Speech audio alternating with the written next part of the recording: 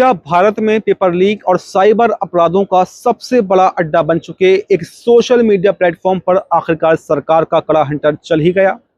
Electronics और सूचना प्रौद्योगिकी मंत्रालय ने एक ऐसा निर्देश जारी किया है जिसने देश के करोड़ों स्मार्टफोन यूजर को अब हिला कर रख दिया है।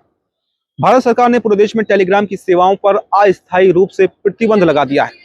एनटीए ने इस कड़े फैसले का स्वागत करते हुए साफ कहा है कि नीट परीक्षा से ठीक पहले अफवाहों, फर्जी पेपर लीक के दावों और गलत सूचनाओं के चक्रव्यूह को तोड़ने के लिए यह कदम उठाना बेहद जरूरी हो गया था।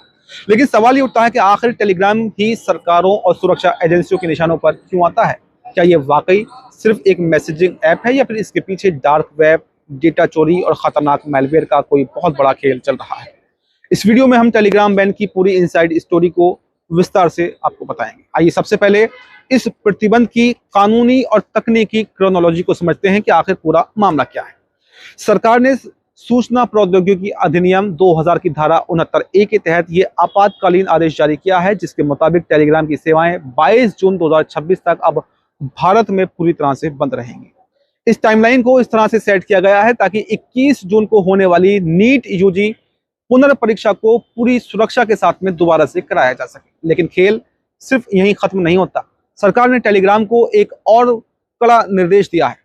भारत में पहले से भेजे गए संदेशों को एडिट करने की सुविधा पर 30 जून तक पूरी तरह से रोक रहेगी। एनटीए के मुताबिक शातिर, साइबर ठग और शिक्षा माफिया परीक्षा खत्म होने के बाद में पुराने संदेशों में हेरफेर करके या फिर प्रश्न पत्र की फाइल जोड़कर ये झूठा दावा करते थे कि पेपर परीक्षा पहले से लीक हो गया था। इस तरह के फर्जी सबूतों और ब्लैकमेलिंग को रोकने के लिए ही इसके एडिट फीचर का गला अब घोंटा गया है। अब बड़ा सवाल ये उठता है कि आखिर पेपर लीक, साइबर फ्रॉड और ऑनलाइन ठगी के मामलों में हमेशा टेलीग्राम का ही नाम सबसे पहले क्यों आता है? रक्षा और साइबर विशेषज्ञों के मुताबिक इसके पीछे 4 बड़े तकनीकी कारण हैं। पहला तो यह है कि टेलीग्राम पर अकाउंट बनाना बेहद आसान है, जहां पर लोग वर्चुअल या अस्थायी विदेशी नंबरों का इस्तेमाल करके अपनी असली पहचान छुपा लेते हैं। दूसरा कारण यह है कि विशालकाय ग्रुप और चैनल्स यहाँ पर आसानी से बन जाते हैं, जहां पर एक ही समय में लाखों लोगों तक भ्रामक संदेश और अवैध सामग्री पहुंचाई जा सकती है। तीसरा कारण है बोट्स और ऑटोमेशन की सुविधा, जिसका इस्तेमाल साइबर ठग बड़े पैमाने पर लोगों को फंसाने के लिए ऑटोमेटिक मैसेज भेजने में करते हैं।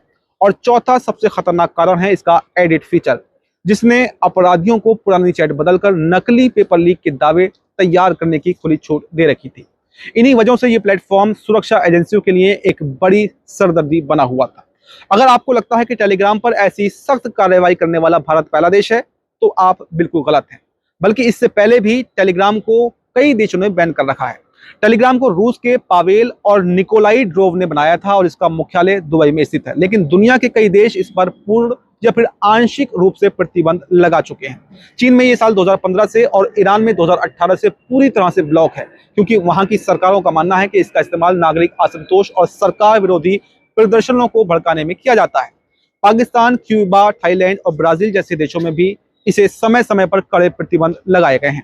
इसका सबसे बड़ा कारण यह है कि टेलीग्राम की सख्त गोपनीयता नीति के चलते जब सरकारें गैर कानूनी संदेश भेजने वालों का डेटा मांगती हैं, तो फिर कंपनी सहयोग करने से साफ इनकार कर देती है। और यही वजह है कि इसकी आड़ में dark web operators, drug dealers और आतंकवादी संगठन अपनी गतिविधियों को बिना ट्रेस हुए अंजाम दे देते हैं।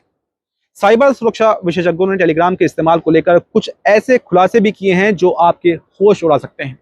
साइबर सिक्योरिटी फर्म ESET के विशेषज्ञों ने टेलीग्राम पर इविल वीडियो जैसे गंभीर खामियों को भी उजागर किया है। इसके जरिए हैकर्स चैट बॉक्स में एक साधारण 30 सेकंड का वीडियो भेजते हैं, लेकिन जैसे ही यूजर्स उस चैट को खोलता है तो नो क्लिक यानी कि बिना ही क्लिक किए हुए ऑटोमेटिक डाउनलोड के जरिए फोन में बेहद खतरनाक मैलवेयर इंस्टॉल हो जाता है और आपका पूरा डेटा सेकंडों में चोरी हो जाता है। विशेषज्ञ ये साफ कह चुके हैं कि टेलीग्राम डिफॉल्ट रूप से एंड टू एंड एनक्रिप्ट नहीं होता है। ये सुविधा केवल इसके सीक्रेट चैट ऑप्शन में ही मिलती है। बाकी का सारा डेटा इसके सर्वर पर स्क्रैपिंग और वित्तीय धोखाधड़ी जैसे क्रिप्टो स्कैम्स के लिए बेहद संवेदनशील स्थिति में हमेशा मौजूद रहता है। विशेषज्ञों का कहना है कि अगर आप इसका इस्तेमाल करते हैं तो 2 फैक्टर ऑथेंटिकेशन को हमेशा ऑन रखें और ऑटोमेटिक डाउनलोड को तुरंत ही बंद कर दें। इस बड़े प्रतिबंध के बाद में एनटीए ने देश के उन लाखों आम यूजर से माफी भी मांगी है जो पढ़ाई, बिजनेस और निजी काम के लिए इस ऐप का इस्तेमाल करते हैं। लेकिन उन्होंने ये साफ किया है कि छात्रों का भविष्य सबसे पहले है। एनटीए ने नीट री एग्जाम को लेकर 12 जून को कई बड़े और ऐतिहासिक बदलावों की घोषणा भी की है, जिसके तहत परीक्षा की अवधि को 180 मिनट से बढ़ाकर अब 195 मिनट कर दिया गया है और साथ ही छात्रों को रफ वर्क के लिए 4 अतिरिक्त शीट भी देने का ऐलान किया है। एजेंसी ने छात्रों और अभिभावकों से कड़क अपील की है कि वो किसी भी संदिग्ध व्यक्ति के झांसे में न आए और ऐसी किसी भी गतिविधि की शिकायत तुरंत राष्ट्रीय साइबर अपराध हेल्पलाइन नंबर 1930 पर दर्ज कराएं। तो सरकार के इस मास्टर स्ट्रोक और टेलीग्राम पर लगे इस कड़े प्रतिबंध पर आपकी क्या राय है? आपकी जो भी राय हो हमें कमेंट बॉक्स में जरूर देकर जाएं और देखते रहें ZMPCG। नमस्कार।